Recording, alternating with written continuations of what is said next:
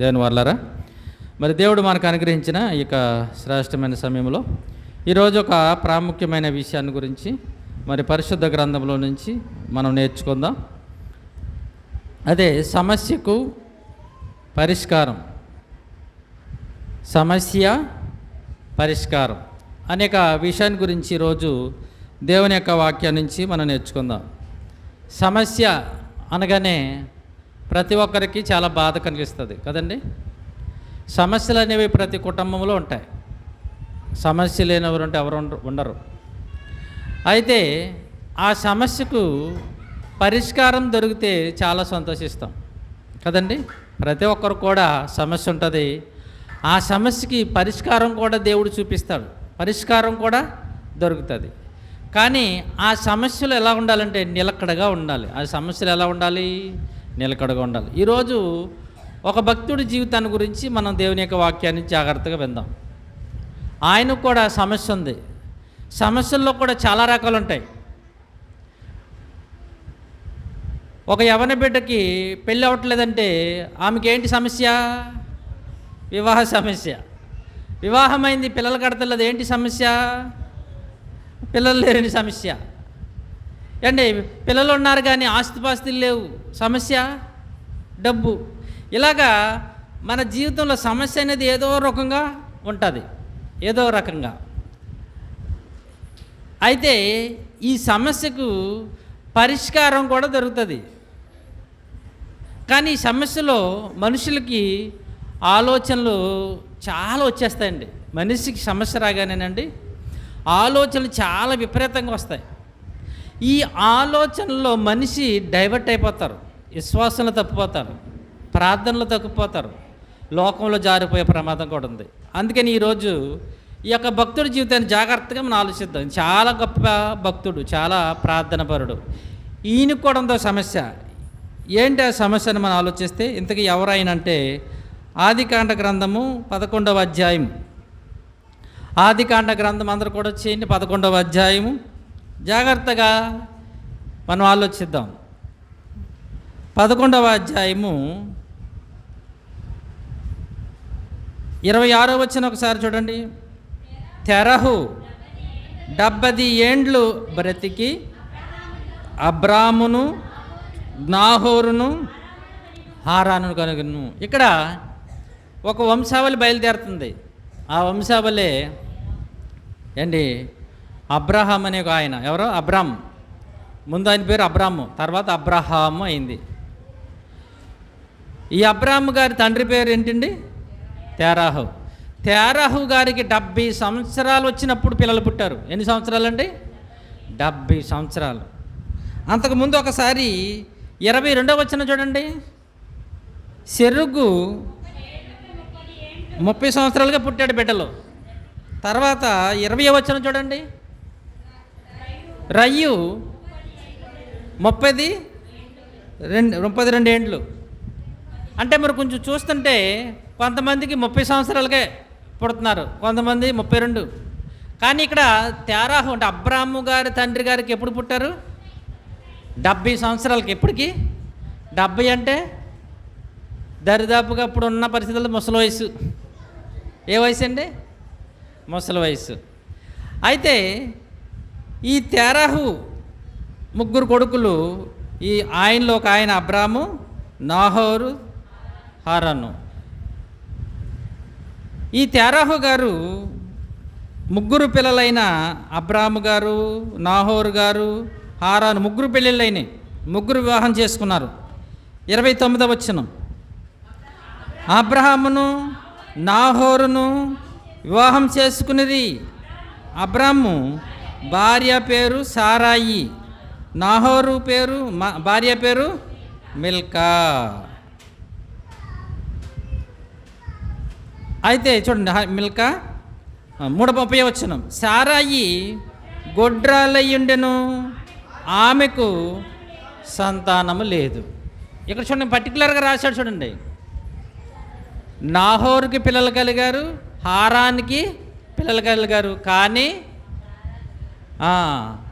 అబ్రహాము గారి భార్య సారాయి గారికి పిల్లలు కలుగలేదని రాశారు. మరి ఏ వయసులో పెళ్ళయిందో తెలియదు, కానీ మొత్తానికి వీళ్ళు ఊరు పేరే ఊరు. గమనించాలి, అబ్రహాము గారు ఊరు పేరే చెప్పాలి, ఊరు పేరే ఊరు. మల్లెడుగు అంట చూడు, అలా ఉన్నది. ఏ ఊరు అంటే మల్లెడుగు. ఏంటి మల్లెడుగు మరి చెప్పు అంటే మల్లెడుగు. ఆ ఊరు పేరే మల్లెడుగు. మనం ఏం చేస్తాం, ఊరు పేరే ఊరు. అబ్రహాం గారు ఊరు పేరు ఏంటండి అమ్మా? ఊరు. ఈ ఊరనే పట్టణం 10. ఆ పట్టణంలో దేవుడు తెరహా గారిని పిలిచి, మీరు కానాను దేశం రండి, కానాను దేశం వచ్చేయండి అనగా అబ్రహాం గారి తండ్రి తమ కొడుకులు వచ్చారు.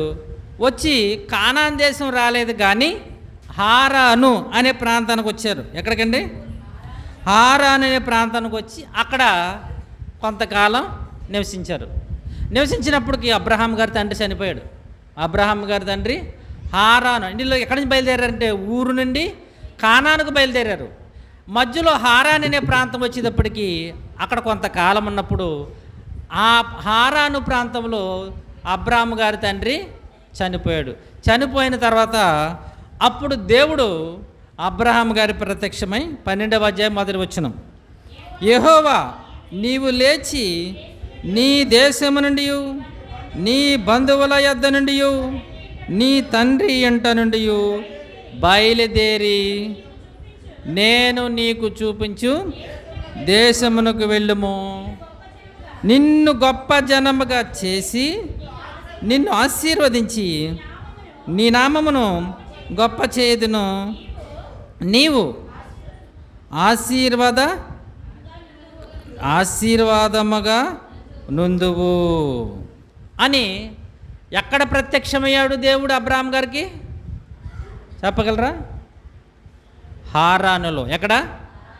అక్కడే కదా ఉన్నాడు, హారానులోనే ఉన్నాడు. నాన్నగారు చనిపోయారు, అక్కడ ఉన్నాడు. అప్పుడు దేవుడు ప్రత్యక్షమై, అబ్రహాం నీ బంధువుల యొద్ద నుండి, నీ రక్త సంబంధుల యొద్ద నుండి, నీ తండ్రి ఇంటి వారి యొద్ద నుండి బయలుదేరా, నిన్ను గొప్ప జనముగా చేసి నిన్ను ఆశీర్వదిస్తాను. ఎందుకు నేను గొప్ప జనం చేస్తానన్నాడు? ఆయనకి ఏమి లేదు, సంతానం లేదు.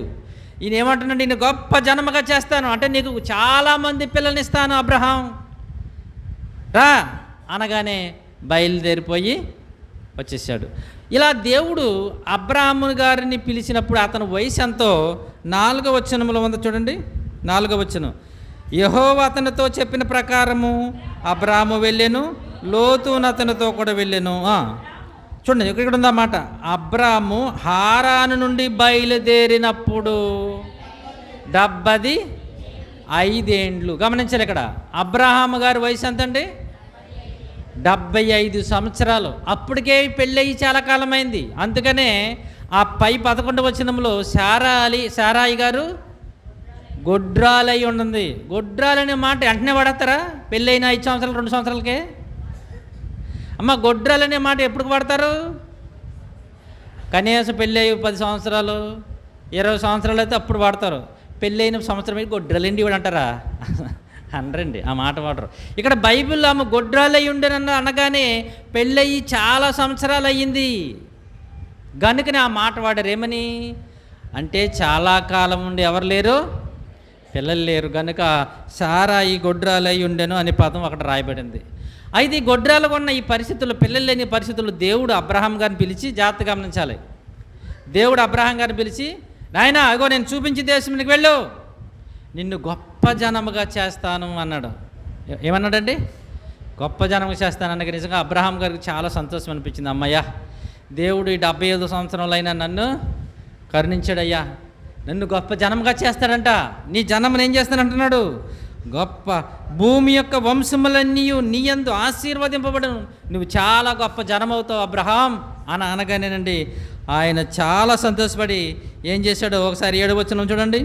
7వ వచనం, యెహోవా అబ్రాహామునకు ప్రత్యక్షమై నీ సంతానమునకు ఈ దేశమునిచ్చేదనని చెప్పగా అతడు తనకు ప్రత్యక్షమైన యెహోవాకు ఒక బలం కొట్టి వెంటనే సంతోషంతో ఏం చేశాడు తెలిసాయన?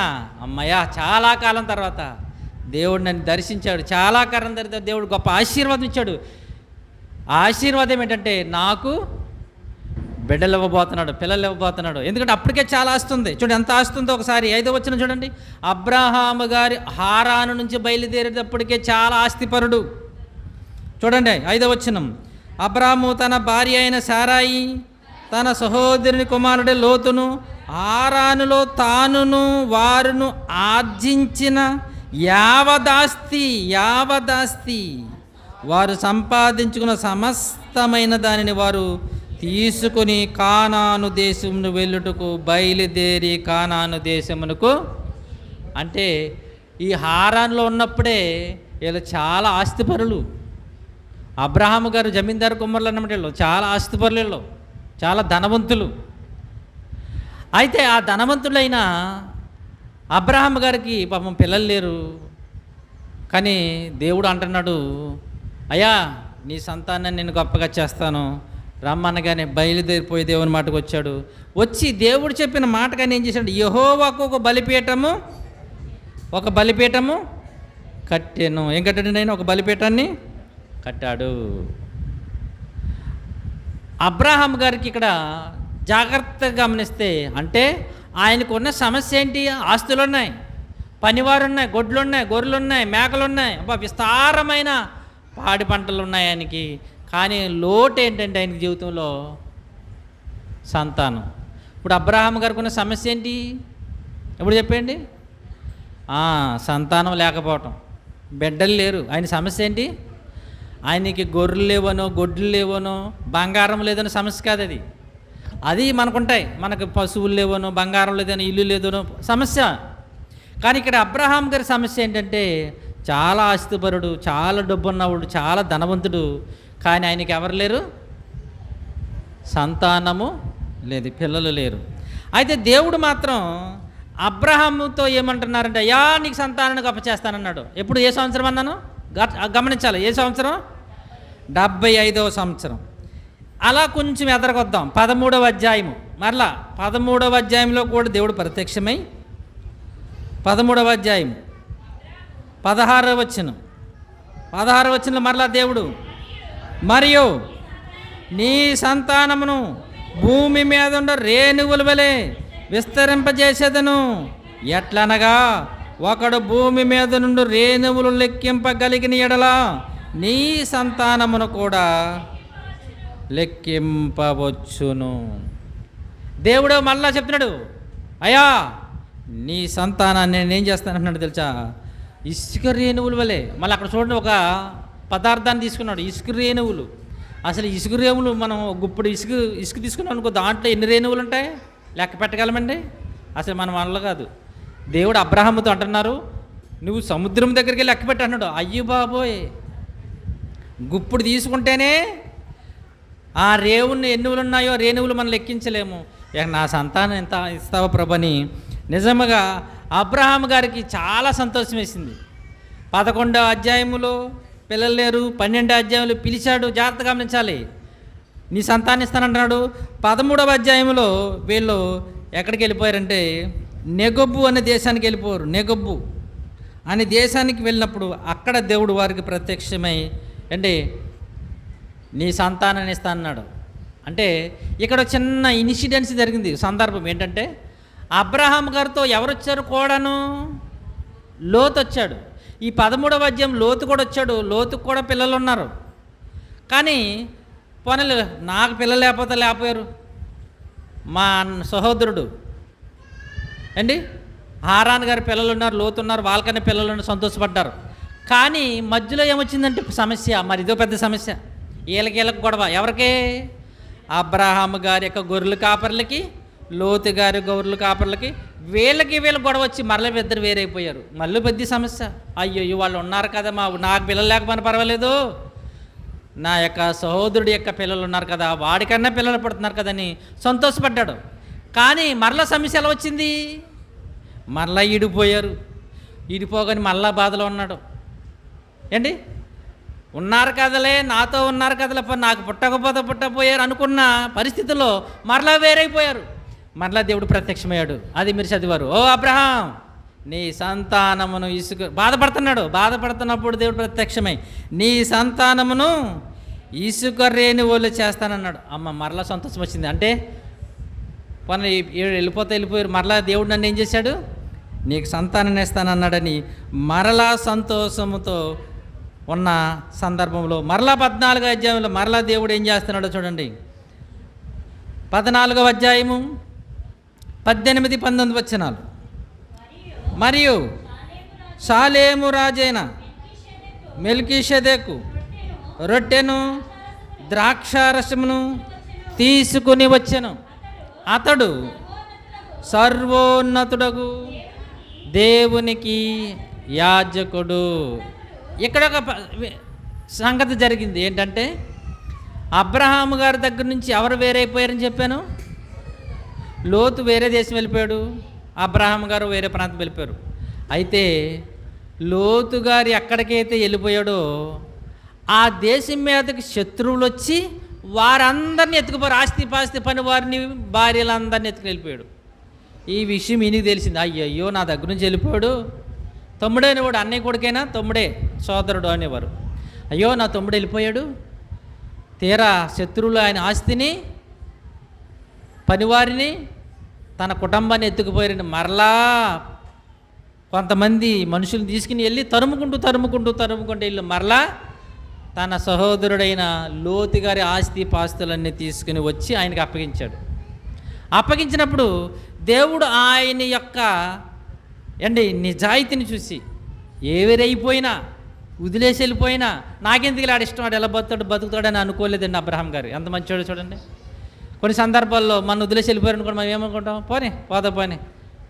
ఇంకోటి ఏమనుకుంటా తెలుసా, చూసావా నన్ను వదిలేళ్ళాడు కనుక ఇలా జరిగింది ఆడికి అనుకుంటారు. కానీ అబ్రహాం గారు ఎంత మంచివాడు చూడండి. వెంటనే పరుగునెళ్ళి కొంతమంది పని మనిషి తీసుకుని వెళ్ళి అతను కొన్న ఆస్తిని, పనివారిని మొత్తం తీసుకుని రాగానే దేవుడు మరలా ప్రత్యక్షమయ్యాడు. అలాగా షాలేము రాజుగా వచ్చి అప్పుడు ఏమంటున్నాడు చూడండి 19వ వచనం. అప్పుడు అతడు అబ్రహామును ఆశీర్వదించి ఆకాశమునకును భూమికిని సృష్టికర్తయ్యునైన సర్వోన్నతుడైన దేవుని వలన అబ్రాము ఆశీర్వాదింపబడును.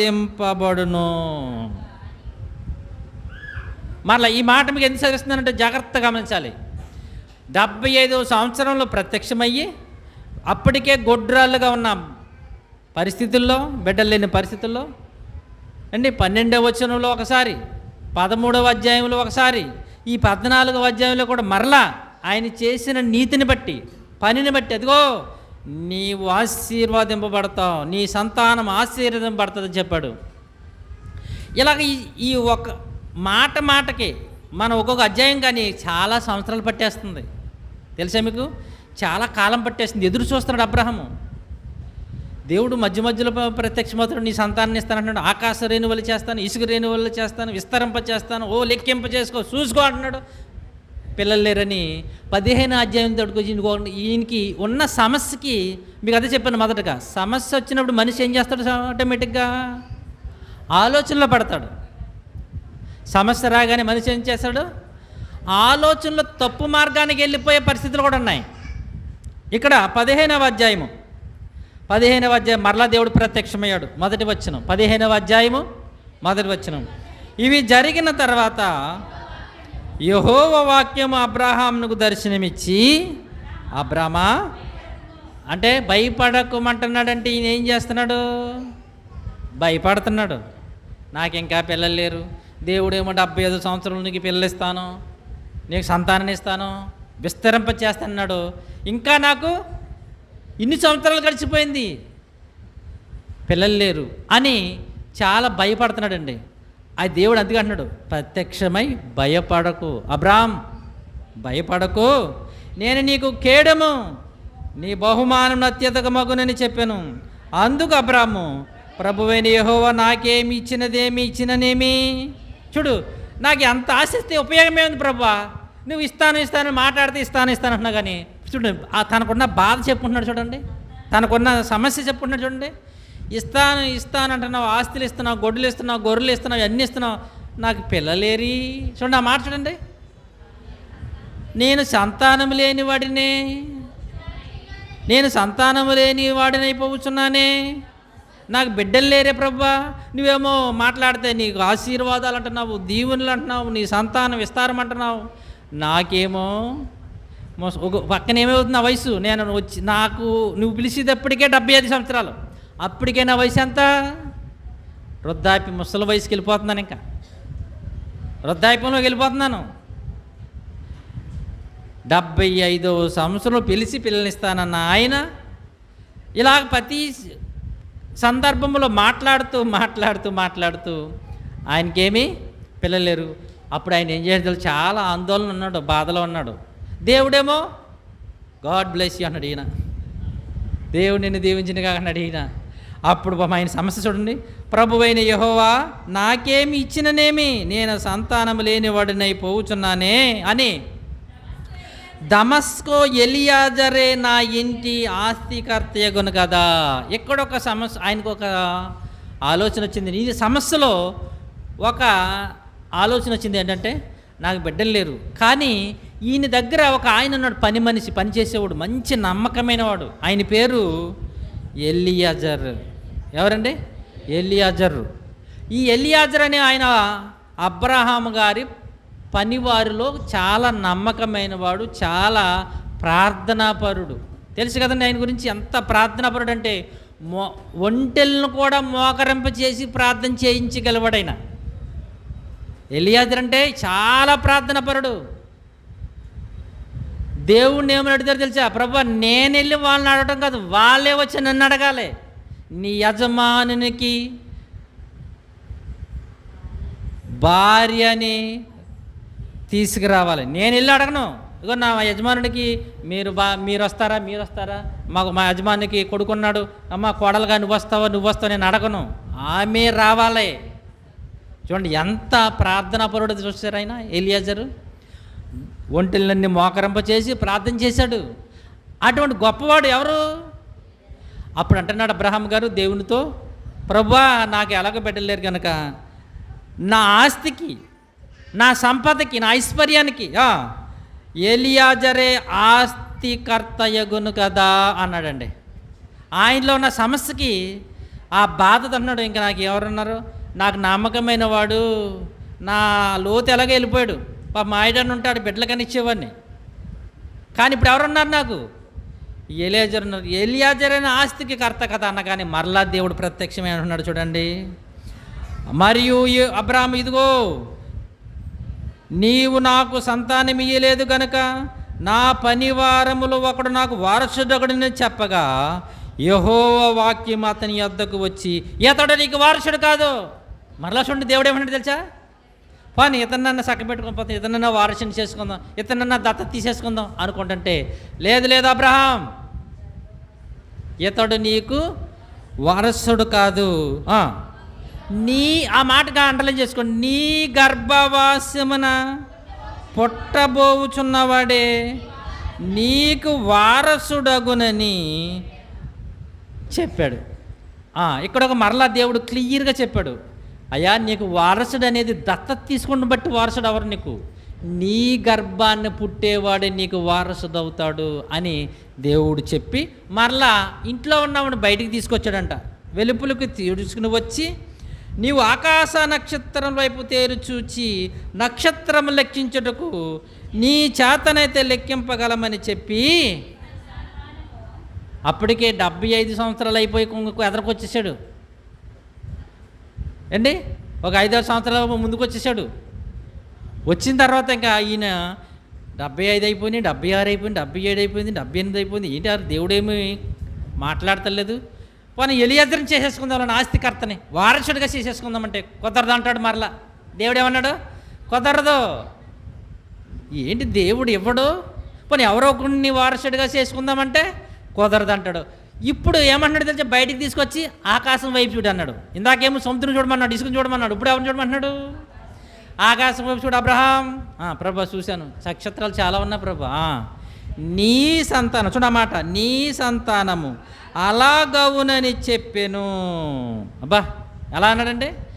ఆకాశంలో చూడు గొట్లగా ఉన్నాయే నక్షత్రాలు, అలా ఉంటారయ్యా నీ సంతానం, నీ గర్భవాసం నుంచి పుడతారన్నాడండి.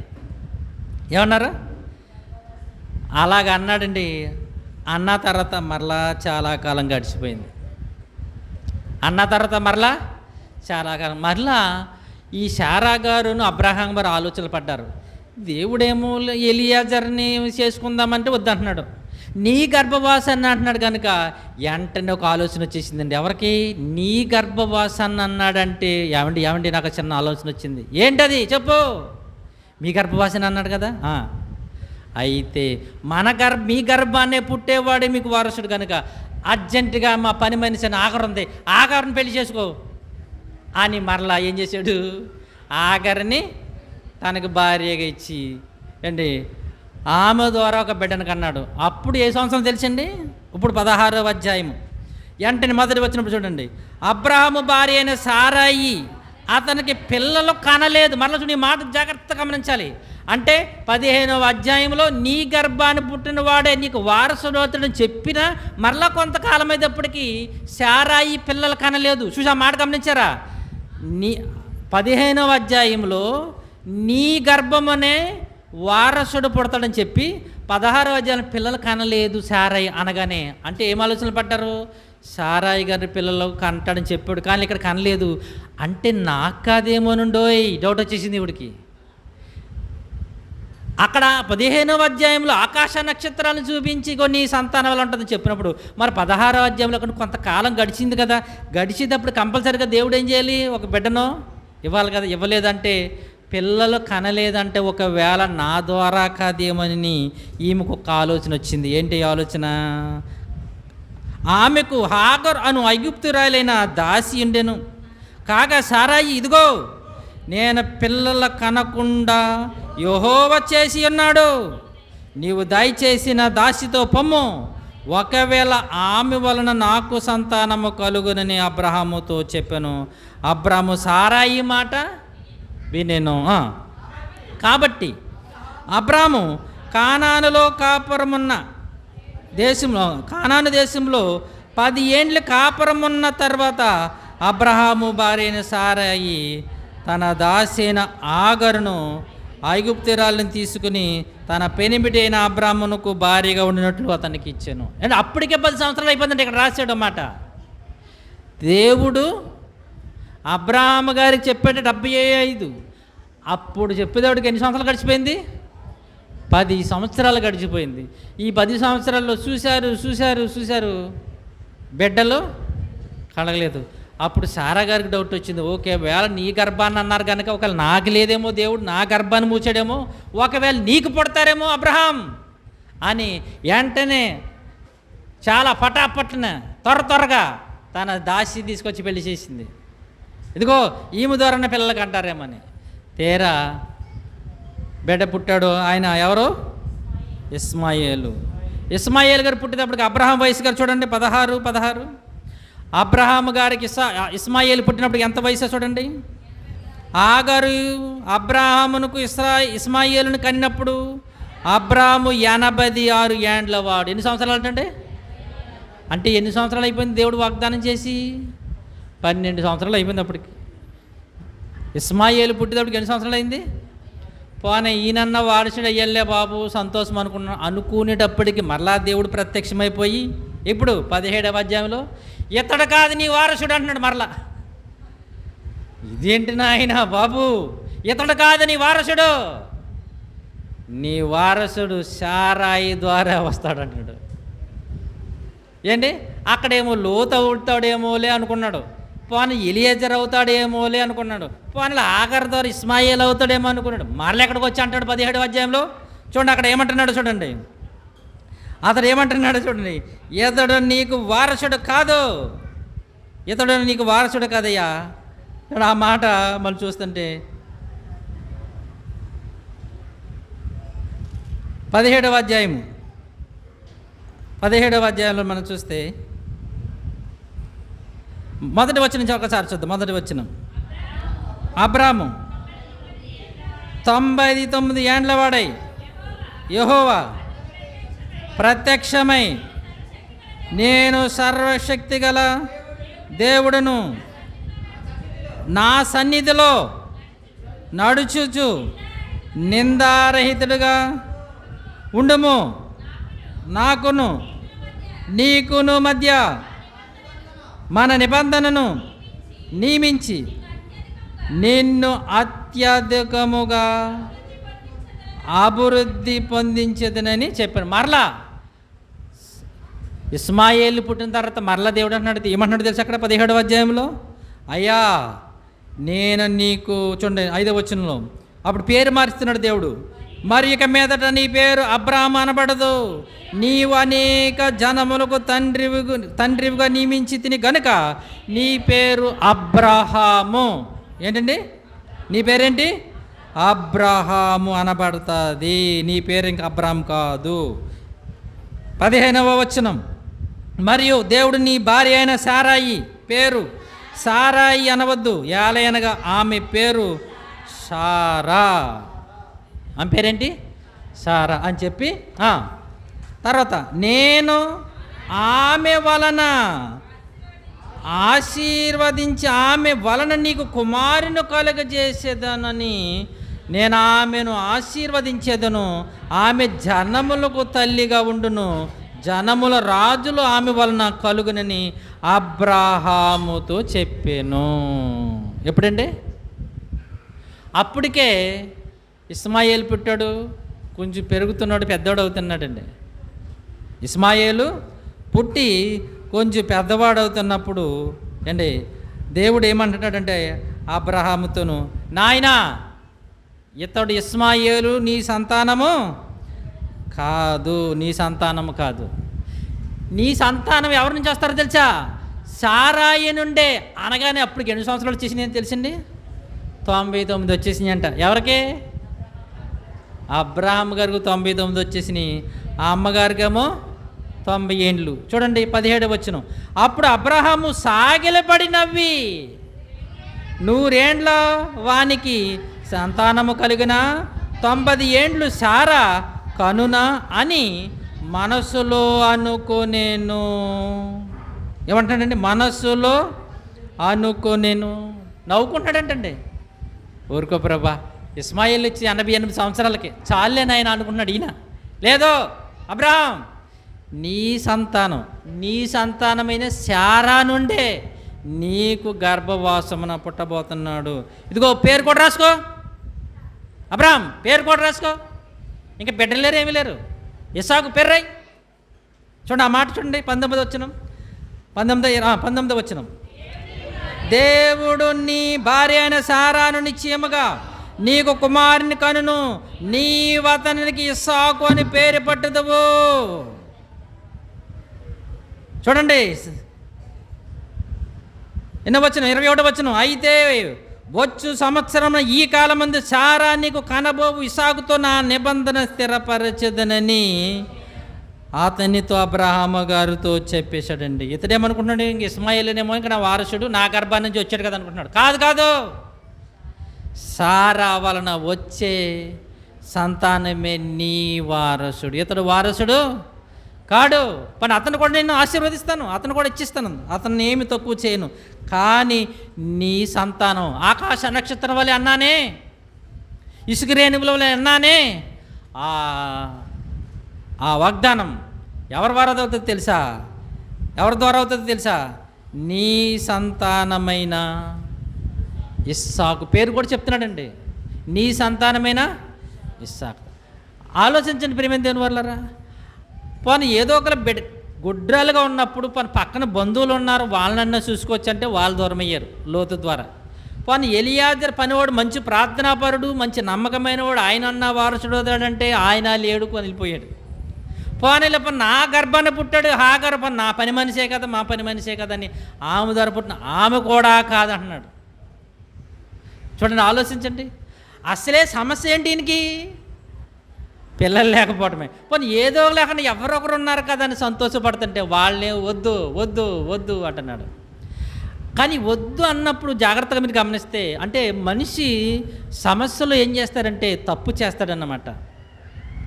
దేవుడు సారాయి గారి ద్వారానే అక్కడ పిలిచినప్పుడు 12వ అధ్యాయంలో పిలిచినప్పుడు అతని భార్య గొడ్రాలనుంది, ఆమె ద్వారానే అబ్రహాము సారాయిల ద్వారానే దేవుడు సంతానం ఇవ్వాలని ప్లాన్ వేశాడు. కానీ వీళ్ళు ఏం చేశారు? సమస్య వచ్చేటప్పటికి సమస్య వచ్చేటప్పుడు చూడండి, ఇదే మనుషుల యొక్క ఆలోచన ఏంటంటే చూడండి, చాలా సమస్య మనం ఆలోచిస్తాం. అంటే పోనీ ఎలాగో దిక్కుని బిడ్డలు పుడతానన్నారు కదా, ఏదో అని పిల్లలకి అంటున్నారు కదని వీళ్ళ సొంత ఆలోచనతో వీళ్ళు ఏం చేశారు? పిల్లలకి అన్నారు, కానీ అది ప్రయోజనము లేదు. అంటే సమస్య వచ్చేటప్పటికి మనిషి ఏం చేస్తారో తెలుసా?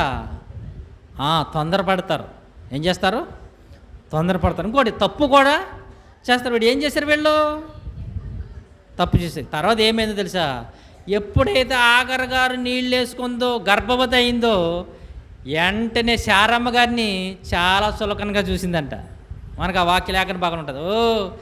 నిజంగా ఈవిడ గొడ్రాలే, నేనే పని మనిషి, నేనే గర్భవతిని అయ్యాను, నా యజమానురాలు గర్భవతాలుదని చాలా హింస పెట్టిందంటండి. చాలా మరి నీచంగా చూసినంత మాట. ఒకసారి ఆ మాట మీరు చూస్తే,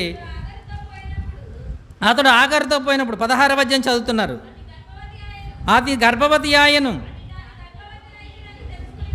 ఆగారు గర్భవతినైతేనని తెలుసుకున్నప్పుడు తాను యజమానురాలైన శారా దృష్టికి నీచమైనదాయను. అది చూసారా? వెంటనే గర్భవతి అవగానే యజమానురాలు కూడా ఏమైపోయింది ఇప్పుడు ఇవిడికి? నీ చాలా తక్కువగా చూస్తుంది, హీనంగా చూస్తుంది. కానీ శారమ్మ గారికి చాలా బాధ ఇచ్చింది. అప్పుడు బాధపడతా ఏముంది? అందుకే సమస్య వచ్చినప్పుడు పరిగెత్తిపోకూడదు. అక్కడ ఆలోచించాలి, అవసరమైతే దేవుడిని అడగాలి, దేవుడికి ఏం చేయాలి? మొర్ర పెట్టాలి, దేవుడిని ప్రాధేయపడాలి. కానీ ఇప్పుడు ఏం చేసిందంటే పిల్లలు కనలేదు. మొన్నే కదా, మొన్న సంవత్సరం 2వ సంవత్సరం దేవుడు చెప్పాడు ఆకాశ నక్షత్రం వల్ల చేస్తానని. ఇప్పటికి లేడంటే ఒకవేళ నా దాసైన ఆగర వలన కానీ పిల్లలు ఇస్తాడేమని శారమ్మ గారు తొందరపడిపోయారు. మరి అబ్రహాం గారు, ఆయనకు కూడా సమస్య పిల్లలే. చూడండి, సమస్యలో నుండి ఎంత జ్ఞానవంతులైనా కూడా ఏమంటారు, దాంట్లో తొలగిపోయే పరిస్థితి ఉంటుంది. ఎంత ప్రార్థనలో ఉన్న వాళ్ళు కూడా ఇక్కడ ఈ సలహా చెప్పినప్పుడు అబ్రహాం గారు ఏం చేయాలి? దేవుడి దగ్గరికి వెళ్ళాలి. ప్రభువా, ఎందుకంటే అప్పటికి దేవుడు అబ్రహాం గారికి స్నేహితుడు అనే మాట ఉంటుంది బైబిల్లో, తెలుసా మీకు?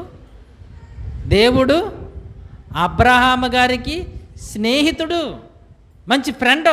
మరి ఫ్రెండ్ అయినప్పుడు ఏం చేయాలి? వెంటనే పరిగెత్తుకుని వెళ్ళి, అంటే ఆగర్ గారిని చేసుకోనక మునిపే ఎవరి దగ్గరికి వెళ్ళాలి?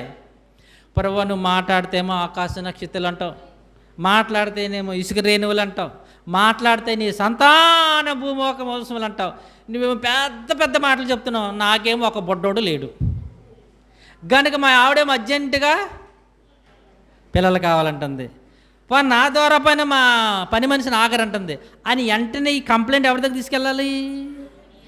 స్నేహితుడు అయిన అబ్రహాము, నా స్నేహితుడైన అబ్రహాము. చూడండి, ఆ మాట మీరు చూస్తే చూడండి, నా స్నేహితుడని దేవుడే చెప్తున్నాడు. చూడండి బాబు, మనుషులు కదా అన్నదే, దేవుడే చెప్తున్నాడు. 19వ అధ్యాయము 19-18 వచ్చిన చూడండి ఒకసారి. నా స్నేహితుడైన అబ్రహామునికి ఈ మాట దాచేదనాని దేవుడండి చెప్తున్నాడండి. 18వ అధ్యాయము 18వ అధ్యాయము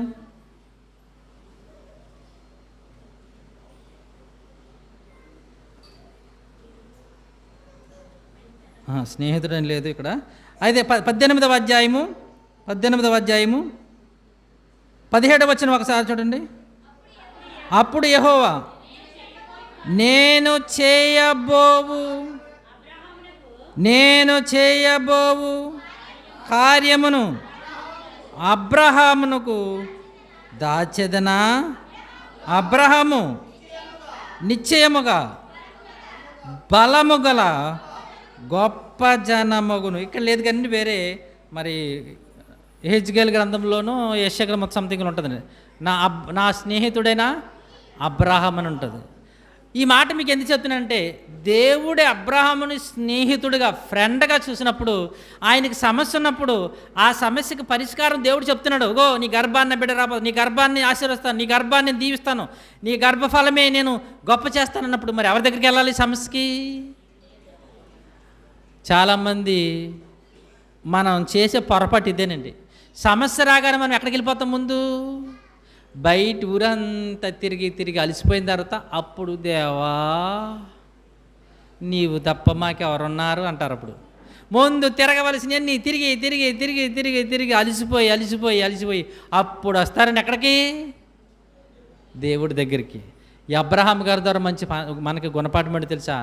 సమస్య వచ్చినప్పుడు ఆ సమస్యలోనూ దేవుని వల్లరా మన దేవుడిని అడగాలి.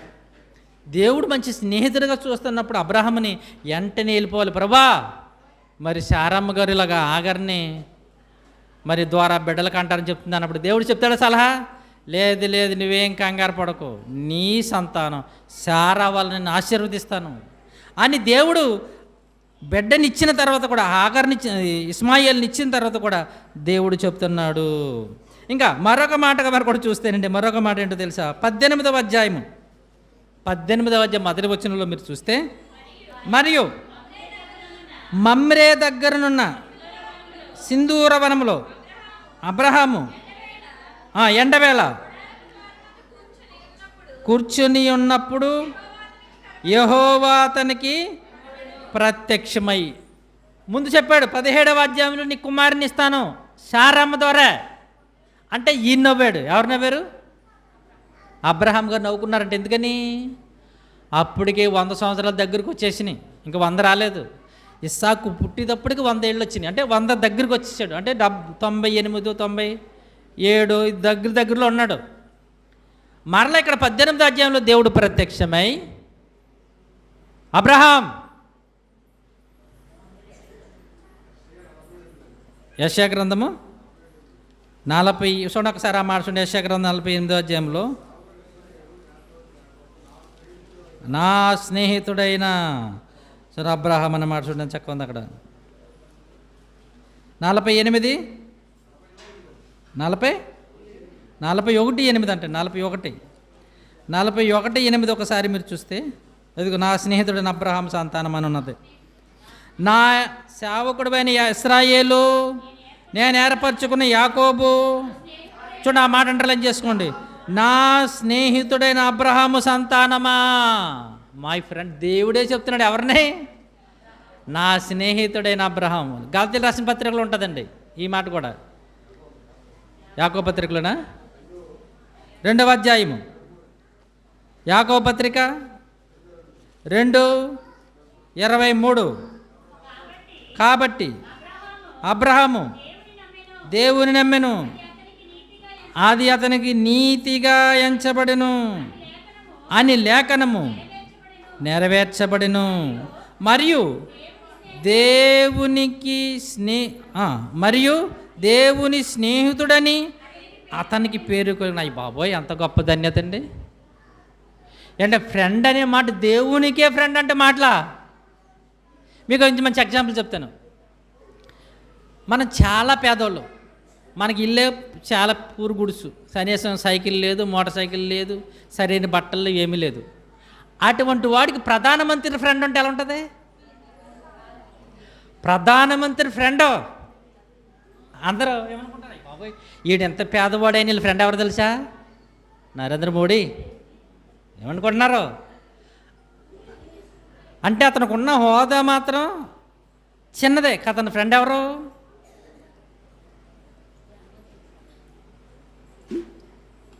ఒక దేశానికి అధిపతి. అందుకనేనండి అబ్రహాం గారి గురించి చెప్తే ఇక్కడ దేవునికి స్నేహితుడని అతనికి పేరు కలిగిందంట. ఎందుకని? దేవుడిని అంతగా నమ్మబడండి ఆయన. దేవుడు అంటే అంత ఇష్టమండి. కానీ ఇంత స్నేహితుడుగా ఉన్న ఈయన సమస్య ఏంటంటే పిల్లలు లేరు. కానీ ఆ పిల్లలకి హాగర్ గారు ఆలోచన ఇస్తే వెంటనే ఆలోచన ప్రకారంగా ఆయన చేసాడే తప్ప వెంటనే ఒక్కసారి అడగలేదు. ఇది మనం తెలుసుకోవాల్సింది ఏంటంటే, సమస్య రాగానే మనకి పరిష్కారం ఎలా ఉంటుందంటే, ఎవరైనా సలహా ఎలా ఉంటుందంటే బాగుంది కదా అని వెళ్ళిపోకూడదు. అక్కడ వాళ్ళకి సమస్యకి పరిష్కారం బాగానే ఉంది అండి, పిల్లలు ఎవరి ద్వారానైతే ఏంటి అన్న ఆలోచన ప్రకారంగా వెళ్ళిపోయారు తప్ప దేవుడు ఏమి తలంచాడో అన్న దాని ప్రకారంగా వెళ్ళలేదు. కనుక ఎంత భయంకరమైన పరిస్థితి ఏర్పడిందంటే, తర్వాత ఈ ఇస్సాకు, ఈ ఇస్మాయిలు, వీళ్ళిద్దరు అన్నదమ్ములే. ఇద్దరెవరు? ముందు పుట్టినోడేమో ఇస్మాయిలు, తర్వాత పుట్టినోడు ఇస్సాకు. వీళ్ళిద్దరు సంతానం చాలా గొప్పగా వెళ్ళిపోయినాయి. ఓ పెద్ద రాజ్యాలు అయిపోయినాయి. ఇప్పటికీ వాళ్ళు కొట్టుకుని చేస్తున్నారు తెలుసా మీకు? ఇప్పటికీ ఇజ్రాయేల్ దేశం అంటే ఎవరిది అనుకుంటున్నారు? ఆ ఇస్సాకు గర్భం నుంచి వచ్చిన ఇస్రాయేలీలు. ఆ దేశం ఇస్రాయేల్ దేశం, దేశమే ఇస్రాయేల్ దేశం, పేరే హంగా. మరి పక్కన ఉన్నారే ఈజిప్టు, జోర్డాను, సౌదీ అరేబియా, ఇవన్నీ ఉన్నాయి. ఇవన్నీ ఎవరనుకుంటున్నారు మీరు? ఇస్మాయిల్ సంతానం. వీళ్ళన్నీ ఎవరండి? ఇస్మాయిల్ సంతానం. వాళ్ళకి వీళ్ళకి అస్సలు పడదని తెలుసా మీకు? ఇస్మాయిలీలకి ఇప్పుడుకి పడదు. అది ఎప్పుడు చెప్పాడో చూడండి. ఆ మాట ఒకసారి చూస్తే ఇంతటికి కారణం ఎవరయ్యారో ఒక్కసారి మీరు చూస్తేనండి. చూడండి 16వ అధ్యాయము ఆదికాండ గ్రంథము 16వ అధ్యాయము 11-12 వచనాలు. మరి యెహోవా దూత, ఇదిగో యెహోవా నీ మొర వినెను, నీ గర్భవతి అయి ఉన్నావు, నీ కుమారుని కని అతనికి ఇస్మాయిలుని పేరు పెట్టుదువు. అతడు అడవి గాడిద వంటి వాడు, మనుష్యుడు. అతని చెయ్యి అందరికిని, అందరి చేతులు అతనికి విరోధముగా ఉండును. ఎలా ఉంటుంది తెచ్చి అతడు? ఎవరితో సమాధానం పడదంట? ఎవరితో సమాధానం? అందరికీ అతని చేతులు అందరికీ విరోధం. అసలు కలవడు. ఇది ఒకటంటే ఒకటంటారు, వీళ్ళు ఏదో చేద్దామంటే వద్దంటారు. ఎవరు వాళ్ళు? ఇస్మాయేలీలు. ఎవరంటే వాళ్ళు? ఇస్మాయేలీలు. గనుకనే ఇంత ఒక జనాంగం రావడానికి గల కారణం వాళ్ళకున్న సమస్యకి పరిష్కారం అనుకున్నారు. పరిష్కారం వల్ల పెద్ద సమస్య అయింది. ఏంటి ఏమైంది? సమస్యకు పరిష్కారం అనుకున్నారు. మన ఆగార ద్వారా పిల్లలు పుడతాయి. కానీ ఏమైంది? ఇంకా పెద్ద సమస్య. అప్పుడు సమస్య అయింది, ఇప్పుడు ఇంకా పెద్ద సమస్య. ఎందుకంటే ఇశ్రాయేలీలను అసలు చూడనివ్వరండి. ఇస్మాయిలీలు ముస్లిమ్స్లనికి దేశాలండి, మొత్తం చుట్టూరు ముస్లిం దేశాలే. ఒకటే మధ్యలో ఉంటుంది ఏదో ఇశ్రాయేల్ దేశం. చుట్టూరు ఉన్న దేశాలు ఏంటో తెలుసా? మొత్తం ముస్లిం దేశాలు ఇస్మాయిలీలే. అటు నుంచి ఒక బాంబు, ఇటు నుంచి బాంబు, అటు నుంచి 4 పక్కల నుంచి బాంబులు వేస్తారండి. వీళ్ళు 4 పక్కల బాంబులు ఎట్టుకుని కూర్చుంటారు వీళ్ళు. ఇంతటి భయంకరమైన పరిస్థితులకి కారణం ఎవరు? శారమ్మ గారు. ఏ అమ్మగారు? శారమ్మ గారు. అదిగో వెంటనే నాకు పిల్లలు లేరు కనుక ఒక నీ గర్భవాసం నుంచి అన్నాడు కదా దేవుడని, వెంటనే పరుగు నెల తీసుకొచ్చి, ఇదిగో నా దాసిని తీసుకో, మన బిడ్డలు కానీ అన్నది. అంతే. కానీ అంత సింపుల్గా చెప్పింది. కానీ అంత పెద్ద సమస్య ఏర్పడిందో చూడండి. గనుక ప్రియమైన దేవుని వల్ల సమస్య రాగానే పరిష్కారము అంటే మనం దేవుడు చెప్పినట్టుగా వాస్తవానికి యథార్థంగా వెళ్ళిపోవాలి. అప్పుడప్పుడు మనకు కూడా వచ్చిన కష్టాలు వచ్చింది అనుకోండి, ఏం చేస్తాం తెలుసా? మన దగ్గర డబ్బుల్లో, నేను జాగ్రత్తగానే, మన దగ్గర డబ్బుల్లో సమస్య వచ్చింది, పక్క వాళ్ళ డబ్బులు మన దగ్గర ఉన్నాయి అనుకుందాం సపోజ్. ఇప్పుడు సమస్య పోవాలంటే ఏం చేయొచ్చు? వాళ్ళ డబ్బులు కట్టేయచ్చు కదా, సమస్య వెళ్ళిపోద్ది. మన దగ్గర డబ్బులు లేవండి, సమస్య వచ్చిందండి, సమస్యకి డబ్బులు పరిష్కారం కడితే మన సమస్య తీరిపోద్ది. ఇప్పుడు మన దగ్గర డబ్బులు పక్కలు ఉన్నప్పుడు మనం ఏం చేయాలి? మనకు ఆలోచన ఏమవుతుంది? తర్వాత ఇలా తిరగేసేద్దాం, బోల్ వేసేద్దాము, ఎత్తేద్దాం అని మనం కట్టేస్తాం. తీరా తర్వాత ఏమవుతుంది పరిస్థితి? వాళ్ళు ఏదో చాలా కష్టంలో ఉండి డబ్బులు మాకు ఇవ్వడానికి ఎంత పరిస్థితి తర్వాత పెద్ద గొడవలు, గందరగోళం ఏర్పడతాయి. చూసారా? సమస్య రాగానే మనం ఏమనుకుంటామంటే, ఇప్పుడు వెళ్ళిపోద్ది కదా అని మనం వెంటనే ఆలోచనలు వేరే తీసేసుకుంటాం. మనం ఏదో ఆ ప్లాన్లు తీసేసుకుని వెళ్ళిపోతాం. కానీ అలా తీసుకునే ముందు ఒక్కసారి మనం మోకరించి, ప్రభా ఇదిగో నా పరిస్థితి, సమస్యది, దీనికి నేను ఏం చేయాలి, సమస్య ఇది, దాని పరిష్కారం ఏం చేయాలని దేవుడిని అడగాలి. ఆ రోజున పాపం అబ్రహాం గారు అడగలేదు, శారమ్మ గారు అంటే తొందరపడ్డారు. శారమ్మ గారు స్నేహితుడు కాదు దేవుడికి. గమనించారు మీరు? శారమ్మ గారు దేవునికి స్నేహితురాలు కాదు. మరి ఎవరు? అబ్రహాం గారు. నేను ఎన్నిసార్లు చెప్పాడు చూడండి బైబిల్లో. అబ్రహాం గారి స్నేహితుడు అన్నప్పుడు మరి అబ్రహాము గారు ఏం చేయాలి? దేవుని దగ్గర అడగాలి. అప్పుడు దేవుడే చూడండి ఆ సమస్యకి పరిష్కారంగా చెప్తున్నాడు. ఇదిగో అదే 18వ అధ్యాయం వచ్చేయండి. 18వ అధ్యాయం రాగానే, ఏది నీ భార్య, 9వ వచనం, 9వ వచనం, వారు అతనితో, నీ భార్య అయిన శారా ఎక్కడ ఉన్నది అని అడుగుగా అతడు, ఇదిగో గుడారములోనున్నదని చెప్పాను. అందుక ఆయన, మీదిటికి ఈ కాలమున నీ వద్దకు నిశ్చయముగా మరలా వచ్చేదను. అప్పుడు నీ భార్య అయిన శారాకు ఒక కుమారుడు కలుగునని. మరలా దేవుడు మరలా చెప్తున్నాడండి, అబ్రహాం, నీ భార్య అయిన శారాకి పిల్లలు పుడతారు కదా, కుమారుడే. మరలా చూడండి, కుమారుడే పుడతాడు. ఆ కుమారుడు కూడా పేరేంటి? ఇస్సాకే పెట్టాలి. కుమారుడు అండి, ఎవరు చెప్పగలరండి? ఆ మధ్యన ఎవరో జ్యోతిష్కుడు వచ్చి అన్నాడంట ఒక అమ్మ దగ్గర, అమ్మా నీకు మగ పెట్టగానే ఆడపెట్టు కానీ పుట్టబోతున్నారు అన్నాడంట. మరి ఇంకెవరు పుడతారా? నీకు మగ పెట్టగానే ఆడపెట్టుకొని పుట్టబోతున్నాడు అనగాని ఇప్పుడు 2-3 ఇచ్చేసిందంట. అంటే గర్భంతో ఉన్నది చూశాడు, అమ్మ నీకు మగ పెట్టగానే ఆడపెట్టుకు పుట్టబోతున్నాడు అనగానే ఆనందంతో ఇచ్చేసిందంట. ఇంకెవరు పుడతారు పుట్టేవాళ్ళు? కానీ ఇక్కడ అబ్రహాము గారు ఏం చెప్పారు? కుమారుడు, నాట్ కుమార్తె, కుమారుడు. వానికి పేరు ఇస్సాకు. నమ్మాలా వద్దా? అమ్మగారు ఏం చేశారో ఒకసారి చూడండి. అమ్మగారు ఏం చేశారో చూస్తే 11వ వచనం, అబ్రహామును సారాయిను బహుకాలము గడిచిన వృద్ధులయ్యుండిరి.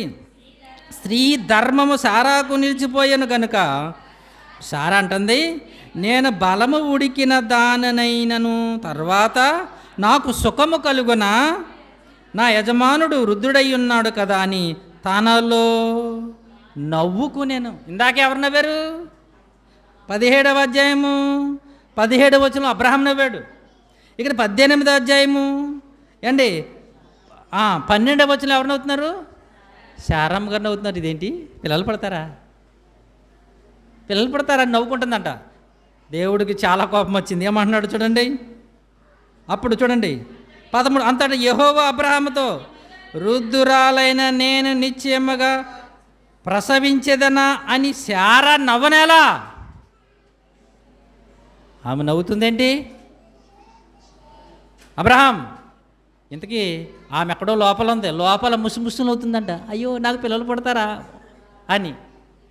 వెంటనే దేవుడిని ఆ లోపలుండి ఆ ముసుముసులు అవుతుంది, శారాని ఎలా రమ్మను. అప్పుడు ఏమంటున్నాడు తెలుసా? యెహోవాకు అసాధ్యమైనది ఏమైనా ఉన్నదా? ఏమన్నాడండి? యెహోవాకు అసాధ్యమైనది ఏమైనాను ఉన్నదా అని దేవుడు చెప్పాడండి.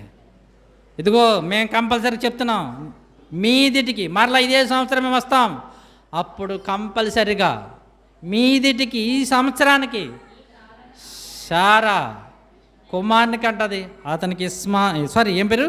ఇస్సాకు అని పేరు పెడతామన్నది అన్న మాట ప్రకారం 21వ అధ్యాయము 1వ వచనం, యెహోవా తాను చెప్పిన ప్రకారము సారాను దర్శించెను. యెహోవా తానిచ్చిన మాట చొప్పున సారాను గూర్చి చేసెను. ఎట్లనగా దేవుడు అబ్రహాముతో చెప్పిన నిర్ణయ కాలములో సారా గర్భవతి అయి అతని ముసలితనమందు అతనికి కుమారుని కనెను. అప్పుడు అబ్రహాము తనకు పుట్టిన తన సారా కనిన కుమారుడినైన తన కుమారునికి ఇస్సాకు అను పేరు పెట్టెను. చూడండి అక్కడ జాగ్రత్త గమనించారా? ఏమని? తనకు సారా కనిన వాడినైనా తన కుమారునికి ఇస్సాకు అను పేరు పెట్టెను. మరియు దేవుడు అబ్రహామునికి ఆజ్ఞాపించిన ప్రకారము అతడు 8 దినముల వాడై ఇస్సాకు అను తన కుమారునికి సున్నతి చేసెను. అబ్రహాము కుమారుని ఇస్సాకు అతనికి పుట్టినప్పుడు అతడు 100 సంవత్సరాల వాడు. ఎన్ని సంవత్సరాలండి? 100 సంవత్సరాలు. పరిష్కారం ఎప్పుడు దొరికింది గమనించారా? సమస్య ఏమో ఎప్పుడు ఆయన పెళ్ళయిన తర్వాత 5-6 సంవత్సరాలకో 10 సంవత్సరాలు తెలిసింది పిల్లలు లేరని. అప్పుడు నుంచున్న ఆ సమస్య ఎప్పుడు తీరిందండి? 100 సంవత్సరములో పరిష్కారం దొరికింది. ఇంక చాలా ఆనందం అయిపోయిందండి, చాలా సంతోషపడిపోయాడు. ఓ పండగే పండగ. ఎప్పుడో 75 సంవత్సరాలు అప్పటికే పిల్లలు లేక ఉన్నాం మేము, పిల్లలు లేరని వేదనలో ఉన్నాం మేము, పిల్లలు కలగట్లేదని బాధతో ఉన్నాం మాకు. ఓ చల్లని కబురు చెప్పాడు దేవుడు, ఇదిగో నీ సంతానాన్ని అన్నాడు. 12వ అధ్యాయంలో 13వ అధ్యాయం 14వ అధ్యాయం 15వ అధ్యాయం 16వ అధ్యాయం 17వ అధ్యాయం 18వ అధ్యాయము, ఇన్ని అధ్యాయాల్లో చెప్పుకుంటూ 21వ అధ్యాయంలో ఏం చేశాడు? ఆ సమస్యకు పరిష్కారం కుమారునిచ్చాడు. దేవునికి స్తోత్రం, దేవునికి స్తోత్రం. కనుక ఆలోచించిన ప్రేమ దేని వల్ల అంటే దేవుడు సమస్య వచ్చినప్పుడు ఆ సమస్యలో మనం ఎలా ఉండాలంటే చాలా జాగ్రత్తగా ఉండాలి. చెప్పాను కదా మీకు, మొదటగా చెప్పాను. ఇక్కడ సమస్య అబ్రహాం గారికి పిల్లలు, సమస్య ఎవరో పిల్లలు. ఈ పిల్లల కొరకు ఎన్ని కార్యక్రమాలు ఆలోచించేసండి. పని లోతుంటే సరిపోదులే, వాళ్ళ బిడ్డలనన్నా చూసుకోవచ్చు అనుకున్నాడు. వాళ్ళు వెళ్ళిపోయిన తర్వాత పని ఎలియేజర్ ఉన్నాడులే, ఆడినన్నా చూసుకోవచ్చు, శుభ్రంగా నా ఆస్తి అంతా అప్పగించవచ్చు, అతన్ని వారసుడిగా చేసుకోవచ్చు అన్నాడు. ఇతడో కుదరదన్నాడు. పోనీల ఆగారి ద్వారా పని ఏదో అని వచ్చాడులే ఇస్మాయిల్, వీడినన్న వారసుని చేసుకుని వీడినన్నా గొప్ప చేసుకుందాం అంటే మరలా కుదరదంటాడు. ఇతడు కాదు నీ వారసుడు అంటాడు. అలాగనే ఇవ్వట్లేదు. ఓ పక్కనేమో ఏజ్ ఏమైపోతుంది, ఏజ్ పెరిగిపోతుంది, ముసలుడైపోతున్నటువంటి కొలది. అప్పటికంట శారమ్మ గారి యొక్క గర్భము కూడా ఉడికిపోయింది, స్త్రీ ధర్మము నిలిచిపోయింది. అంటే పిల్లలు పుట్టలేని స్టేజ్, ఇంకా పిల్లలు పుట్టనమాట ఆ స్టేజ్. అంటే దేవుడు పిల్లలు పుట్టడానికి కూడా స్త్రీకి ఒక ఏజ్ పెట్టాడు. ఈ ఏజ్లోంటి ఈ ఏజ్లోనికి పిల్లలు పుడతారని. ఆ ఏజ్ కూడా అమ్మగారికి అప్పుడు దాటిపోయింది. అప్పుడు చల్లగా వచ్చి చెప్పాడు దేవుడు, అదిగో శారమ్మ పిల్లలు పుడుతుందని. ఏమంటుందా, ఏజ్ ఉన్నప్పుడు ఇవ్వటం అనేసి ఇప్పుడు మాత్రం చూడు ఎంత చక్కగా చెప్తున్నాడు అని నవ్వుకుంది. నవ్వు ఊరినే రాదండి, అంతే కదండి, నవ్వు ఊరికినే వస్తుందండి. ఇంత నేను 60 సంవత్సరాలు లేదు, 70 సంవత్సరాలు లేదు, 80 సంవత్సరాలు ఇవ్వకుండా నాకే 90 సంవత్సరాల పైబడి వచ్చేసింది. మా యజమానుడికి, నా భర్తకేమో 100 వచ్చేస్తున్నాయి. ఇప్పుడు ఏమిస్తాడంట దేవుడు, బిడ్డలు ఇస్తాడా అని నవ్వుకున్నారండి. ఆలోచించండి ప్రేమ దేనివల్ల. దేవుని కార్యక్రమాలు చూడండి. దేవుడు ఒక సమస్యను పెట్టాడనుకోండి, ఆ సమస్య కింద పరిష్కారం కూడా చూపిస్తాడు. కానీ ఆ సమస్యకి పరిష్కారం మనం మనుషులకి సంప్రదించవలసింది, దేవుణ్ణి అడగాలి. ఎవరిని అడగాలి? దేవుణ్ణి అడగాలి. ఈ సందర్భంలో ఇదే ఇసాక్ గారు భార్య ఎవరమ్మా? ఇసాక్ గారి భార్య ఎవరు? రెబ్బకా. ఆమె కూడా 20 సంవత్సరాల పిల్లలు లేరు, తెలుసా మీకు? రెబ్బకా అమ్మగారు కూడా 20 సంవత్సరాల పిల్లలు లేరు, 20 సంవత్సరాలు. అప్పుడు ఆమెకు ఉన్న సమస్యకి ఎక్కడికి వెళ్ళిందో చూడండి, ఎవరి దగ్గరికి వెళ్ళారో చూడండి. ఒకసారి ఆ మాట కూడా మనం ఒకసారి చూస్తే, బిడ్డలు లేరు కదని ఎక్కడికి వెళ్ళారో ఒక్కసారి చూస్తే ఎవరిని వేడుకున్నారో చూడండి. 25వ అధ్యాయము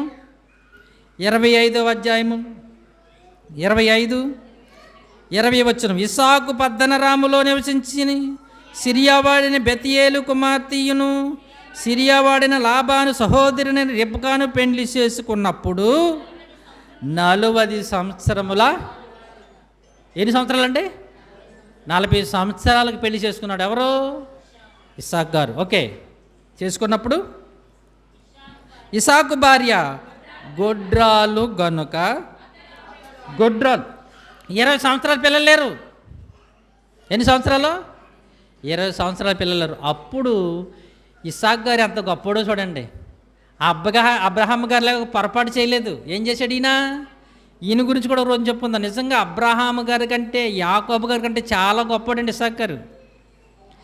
ఇతడికి సమస్య రాగానే ఎక్కడికి వెళ్ళాడు? యెహోవా దగ్గరికి వెళ్ళి, ప్రభా ఇప్పటికి 20 సంవత్సరాలు అయిపోయింది నాయనా, ఏ బిడ్డలు ఇవ్వా నాయనా అని ఆమె విషయమై, చూడండి ఆ మాట చూసారా, ఆమె విషయమై యెహోవాను వేడుకొనెను. యెహోవా అతని ప్రార్థన వినెను గనుక అతని భార్య అయిన రెబెకా గర్భవతి ఆయను. దేవునికి స్తోత్రం. సమస్య రాగానే ఎక్కడికి వెళ్ళాలి? మంచి డాక్టర్ ఎవరున్నారు చూసుకోవాలి, అంతేనా? డాక్టర్ కాదండి, ఎవరి ముందు? బిడ్డలు ఇచ్చేది ఎవరు? దేవుడండి. ముందండి దేవుడిని అండి, ఆయన్నే గోజాడేయాలి. యాకోబులాగా పెనుగులాడేయాలండి దేవుడిని, అన్నావలే గోజాడేయాలండి, ఇది అన్నావలే ప్రాధేయపడాలండి దేవుణ్ణి. కొంతమంది లేటుగా ఎందుకు ఇస్తారు తెలుసా? వాళ్ళని బాగా ప్రార్థనతో పొందుకోవాలని, విజ్ఞాపన చేత పొందుకోవాలని దేవుడు ఆలస్యం చేస్తాడండి. కనుక మనం దేవుడు చెప్పాడండి. ఇంకో విషయం చెప్పమంటారా? ప్రకృతిలో కూడా గర్భవతి అవ్వటానికి గల ఆహార పదార్థాలు దేవుడు ప్రకృతిలో పెట్టాడు. తెలుసు కదా మీకు? మనం తినే తిండిలో కూడా ఏంటి బిడ్డల కలగడానికి కొన్ని ఆహార పదార్థాలు దేవుడు ఏం చేసాడు ప్రకృతిలో. సందర్భాలు మీకు తెలుసు కదా? ఎవరో పుత్రదాత వృక్ష ఫలములు పేరుందా? విన్నారా మీరు? పుత్రదాత వృక్ష ఫలములు కొన్ని తీసుకుని ఇచ్చాడంటే రూబేన్ గారు.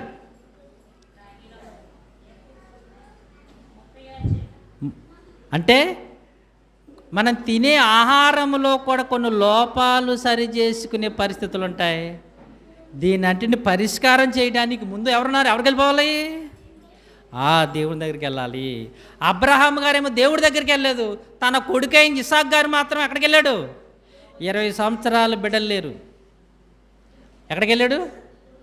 ఈయనకి లేదు. 75 సంవత్సరాలు దేవుడు పిలిచిన తర్వాత 100వ సంవత్సరంలో పుట్టాడంటే ఎంతకాలం అయింది? ఎన్నమ్మా? 25 సంవత్సరాలు. అంటే దగ్గరగా ఇసాక్ గారికి ఎంతకాలం పట్టిందో అంతకాలం పట్టింది. కానీ ఈ 25 సంవత్సరాల్లో మాత్రం అబ్రహాం గారు తిరగలేని పరిస్థితి లేదు, ఆలోచించిన పరిస్థితి లేదు, అలిసిపోలేని పరిస్థితులు లేవు. తెగ అలిసిపోయాడు, తెగ ఆలోచించేశాడు. లోత్ అంటాడు, ఎలియాజర్ అంటాడు, ఇస్మాయిల్ అంటాడు, అది అంటాడు, ఇది అంటాడు. ఎవరో నా వారసుడు, నా వారసుడు, నా వారసుడు. ఇస్సాక్ గారు ఏమీ ఆలోచించలేదు, ఏమి 20 సంవత్సరాలు ఏమీ లేదు. వెళ్ళి అడిగాడంతే, ప్రభా మరి మాకు పెళ్ళి 20 సంవత్సరాలు అయింది నాయన, రేపిస్తావు మాపిస్తాం చూస్తున్నాను, ఇవ్వట్లేదు అని ఆ దేవుణ్ణి అడగగానే చూడండి అది ఎంత చక్కగా రాయబడిందంటే, యెహోవా అతని మొర వినెను కనుక అతని భార్య అయిన రెబ్కా గర్భవతి ఆయను. దేవునికి స్తోత్రం. అదండి సమస్యకి పరిష్కారం అండి దేవుడు. సమస్యకి పరిష్కారం దేవుడు. సమస్య రాగానే మనం వెళ్ళవలసింది, అడగవలసింది, మొర్ర పెట్టవలసింది, గోజాడవలసింది, కన్నీరు కార్చవలసింది మనుషుల దగ్గర కాదు, దేవుని దగ్గర. ఆయనే మన సమస్యకి ఏం చేస్తాడు? పరిష్కారం. చెప్పాను మొదటిగా, సమస్య అనేది అందరికి ఒకే విధమైన సమస్య ఉండదు. కొంతమంది పెళ్లి కాలేదని సమస్య, బిడ్డలు లేరని సమస్య, ఆస్తి సమస్యలు, తల్లిదండ్రులు, అన్నదమ్ములు, ఇలా సమస్యలు చాలా రకాలు ఉంటాయి, బిడ్డలు. కానీ ఈ సమస్యలకి మనం ఎవరి దగ్గర అడగాలి? యెహోవా. ఎప్పుడు అడిగాడు? ఎన్ని సంవత్సరాలకి ఇచ్చాడు? 25 సంవత్సరాలకి. కానీ 25 సంవత్సరాల పాపం చాలా ఆలోచించాడండి. నిజంగా ఇస్సాకు గారి వల్ల చక్కగా అడిగితే దేవుడు మంచి పరిష్కారం ఇద్దుడు. ఎవరికి? అబ్రహాముకి స్నేహితుడైన గొప్పవాడైన.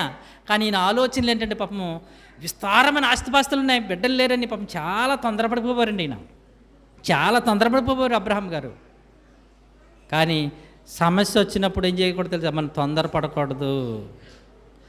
నిదానముగా, నెమ్మదిగా, శాంతముగా ఆ పరిష్కారాన్ని దేవుడి దగ్గర మనం, ఇంకా చాలా ఉన్న బైబిల్లో చెప్పాలంటే, దేవుని దగ్గర చెప్పుకుని, ప్రభా ఇదిగో నాకు ఈ సమస్య ఉందనైనా, ఈ సమస్యకి పరిష్కారం చేసేవాడు, చూపేవాడు, మార్గాన్ని తెరచేవాడు నీవని ఆ దేవునికి మనం చెప్పితే దానికి పరిష్కారం కూడా దేవుడే చూపిస్తాడు. ఇస్సాకు గారు కూడా బిడ్డలు లేరు, ఆయన ఎవరిని సంప్రదించలేదు. వీళ్ళని తీసుకుందాం దత్తతే, వాళ్ళని తీసుకుందాం దత్తతే, వీళ్ళు నా వారసుడు, వాళ్ళు నా వారసుడు, ఏమీ ఆలోచించలేదు. దేవుడిని డైరెక్ట్గా వెళ్ళిపోడు. బిడ్డలు ఇచ్చేది ఎవరు? గర్భఫలం ఇచ్చేది ఎవరు? యెహోవా. ఆ యెహోవా దగ్గరికి వెళ్ళి, ప్రభా నా భార్యకి నాకు 20 సంవత్సరాలు పెళ్ళయింది, బిడ్డలు లేరు ప్రభా, దయతో సహాయం దయచేయమని అడగగానే దేవుడు అతను మొర ఆలకించాడు, సహాయం దయచేసాడు. కనుక ప్రియమైన దేవుని వల్ల సమస్య రాగానే ఆ సమస్యకి దేవుని దగ్గరికి వెళ్ళి మనం ఏం చేయాలి? ఆయన్ని మనము వేడుకోవాలి. అప్పుడు దేవుడు ఆ సమస్యకి పరిష్కారం ఇస్తాడు. గనుక జాగ్రత్తగా ఆలోచించారు కదా, సమస్యకి పరిష్కారం ఎవరో? దేవుడు, యెహోవా. ఆయన్ని మనము అడగాలి. అడిగే ముందు ఏం చేయాలి? దానికి దేవుడు కూడా ప్రకృతిలో ఏం చేశాడు? వాటికి సంబంధించి ఇప్పుడైతే మెడిసిన్ కింద ఉన్నాయి, ఆహార పదార్థాల కింద ఉన్నాయి, భోజనాల కింద ఉన్నాయి. వీటన్నిటిని కూడా మనం తీసుకుంటూ ఆ దేవుడిని అడిగితే ఆ దేవుడు తగిన కాలమందు, మళ్ళా తగిన కాలమందు ఆయన ప్రతిఫలం ఇస్తాడు. ప్రార్థన చేసుకుందాం.